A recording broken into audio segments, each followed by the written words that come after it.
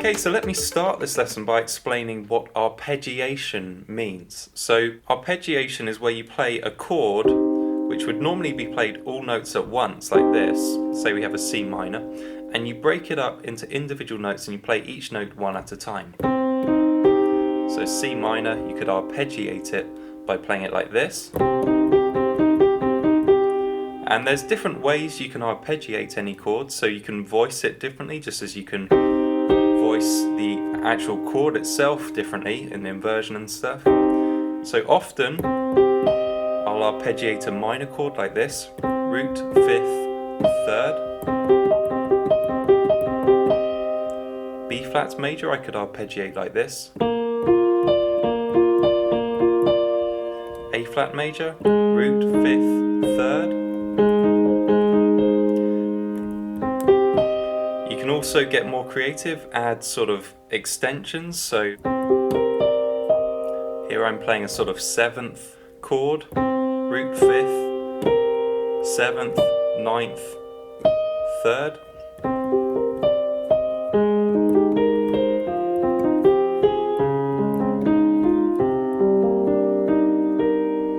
So this is basically what this video is going to be. It's going to be a range of these types of textures.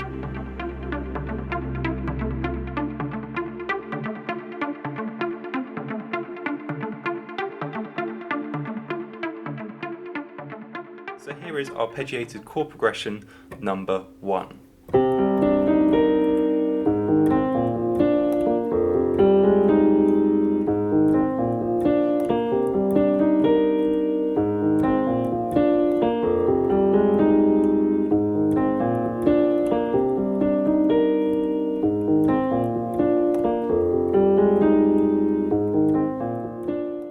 Now all of these chord progressions I'm demonstrating in C minor. You can obviously transpose these to any other key, but the first chord progression starts on a C minor 7 chord, the 1 chord, goes down to A flat major, the 6th chord, B flat major, the 7 chord, then down to F minor, actually plays it as an F minor 7 chord, and then goes back to A flat major, and then B flat major, and then back to C minor, and it just repeats that chord progression.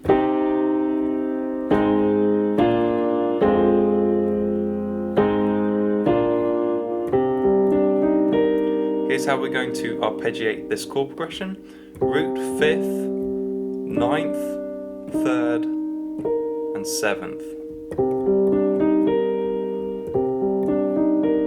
Nice chord voicing on its own. You can play it as a block chord like this, but here we're arpeggiating it, so then it goes down.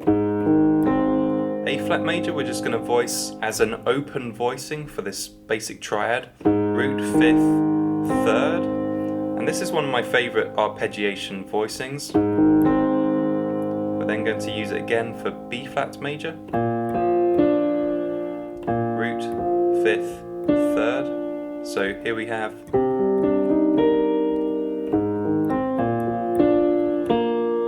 then we go down to F minor and we voice it the same way we voiced the C minor 7 chord.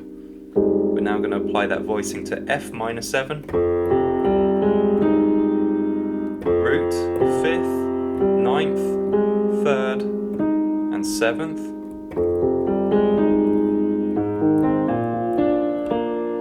That was same voicing for A flat major, root, fifth, third, root, fifth, third for B flat major as well, and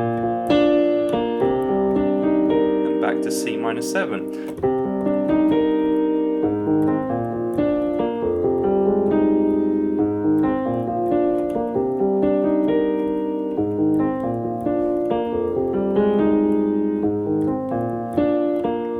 Maybe this is a bit muddy down here, so I'll demonstrate up an octave as well.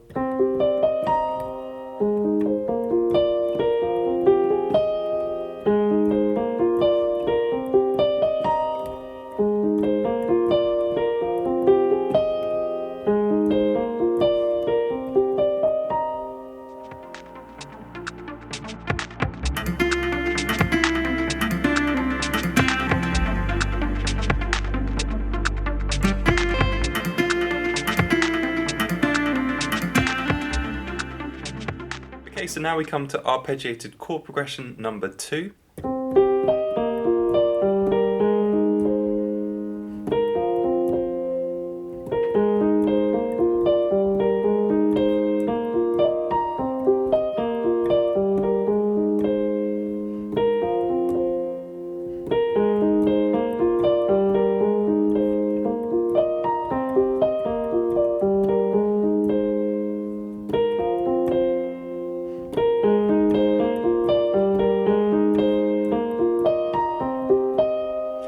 So this is a melody or sort of arpeggiated chord progression that I used in a dance track I composed a few years ago.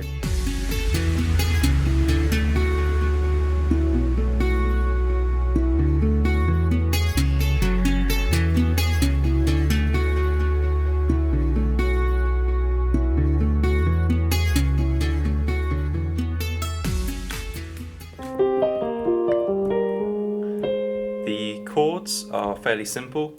Again, we're in the key of C minor here for demonstration. C minor, the 1 chord, B flat major, the 7 chord, G minor, the 5 chord, and A flat major, the 6 chord. That's how it starts. Then it goes down to F minor again, like the first chord progression. We have F minor, goes back to A flat major, B flat major, G minor, A flat major, and then it's sort of B flat major, but actually I play it as a sus4 chord, so this is B flat major sus4, and a sus4 chord is just a major triad, but instead of playing the 3rd of the chord, you play the 4th. So again, here are those chords.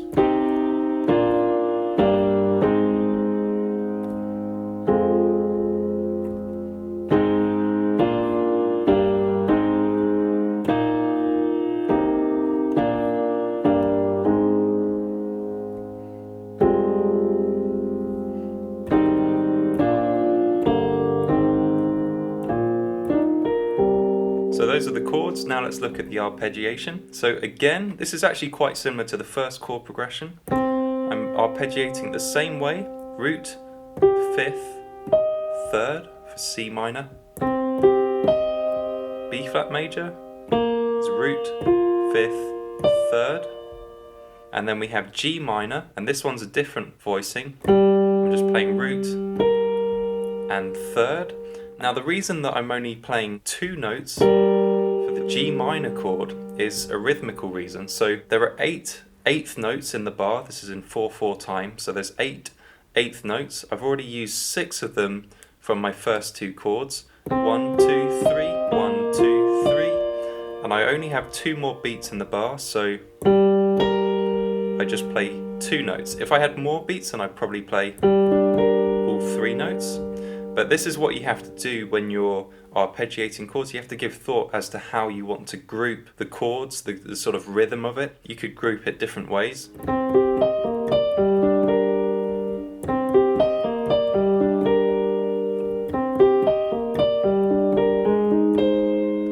That would be a bit quirky, but it would still work. 1, 2, 3, 1, 2, 1, 2, 3.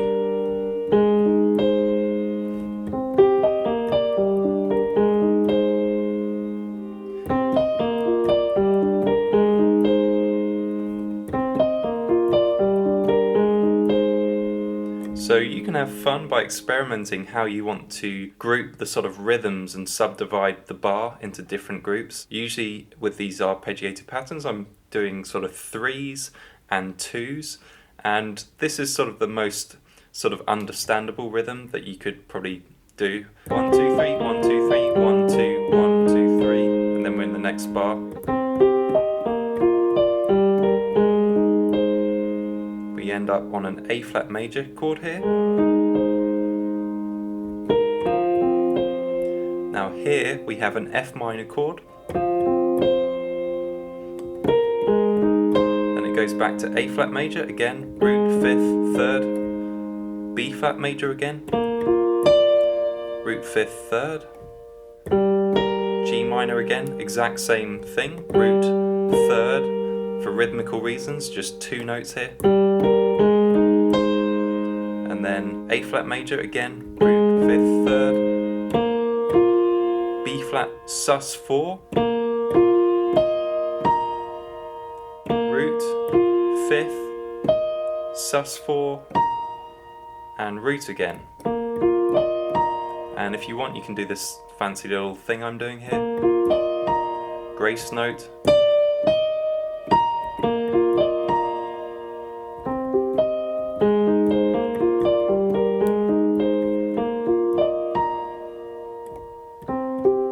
And notice that with this progression, it's not a 4-bar measure. So as a composer, it can be quite fun to sort of throw things up, change things about a bit, and not just do 4-bar phrases or 8-bar phrases. This one I haven't actually counted, but if we count, we'll find out that it's actually something like 5 or 6 bars instead. So here we go, bar 1. Now bar 2. Now bar 3. Now bar 4. Now bar 5. And then bar 6. So it's a 5-bar phrase, then it goes back to the beginning again.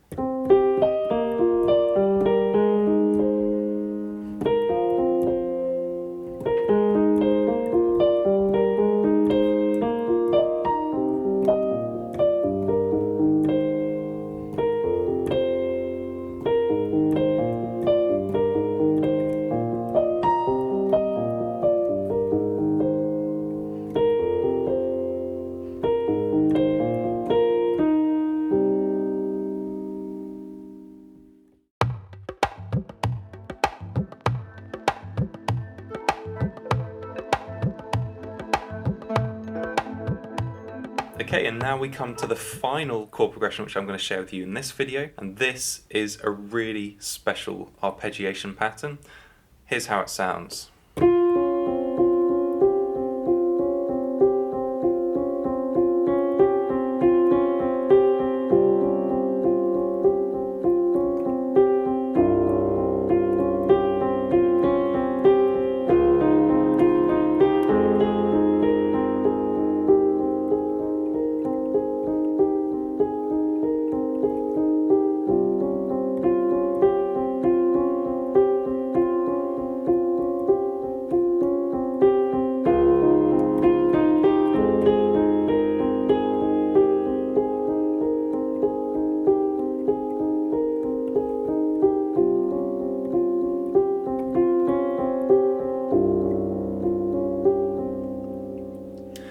Now, the time signature of this piece is, before I tell you, maybe you can see if you can figure it out. I'm playing 8th notes in my right hand melody, so all you have to do is count 1, 2, 3, 4, 5, 6, 7, and you keep counting until you hear it loop again, and then whatever number you got up to before it looped, that is how many beats are in the bar. So let me play that again.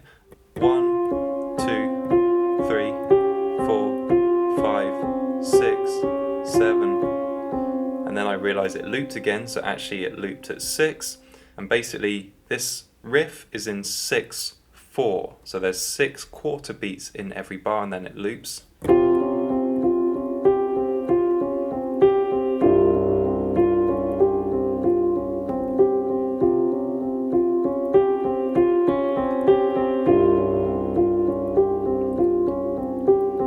Now, the scale that this implies, this is an interesting sort of harmonic thing as well.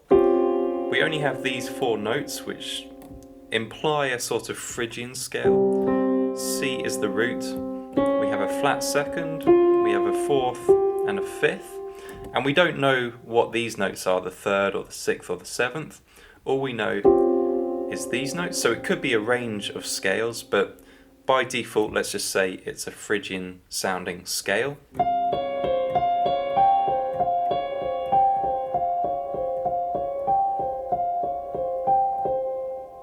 Now, after this Phrygian bit, to vary things and to change the mood a bit, I go to a really nice chord progression, which was actually the 3rd chord progression in my previous video. This was the last and my most favourite chord progression.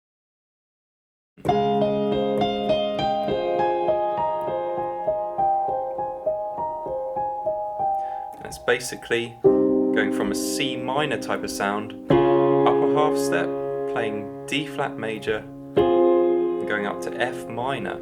And this is a modulation from C minor, or in this case, C Phrygian, goes up, and we're now in the key of F minor because D flat major and F minor are both chords from F minor scale.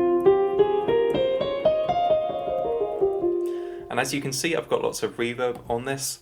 Reverb tends to work really well for these arpeggiated chord progressions.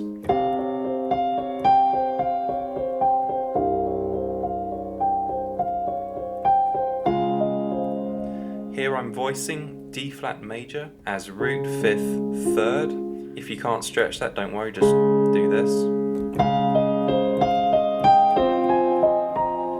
And then F minor, can voice it root 5th, or if you can stretch, root 5th and 3rd.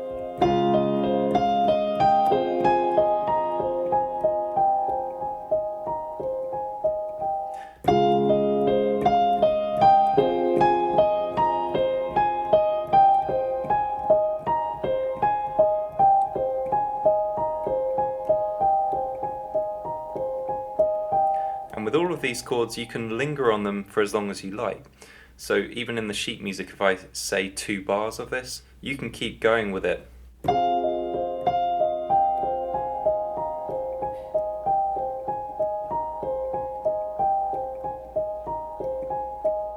Now instead of going back to C Phrygian and just keep looping, if you want, you can repeat that modulation again. So just as in the 3 sweet chord progressions I showed you, that this chord progression just keeps sounding good, you just keep doing it.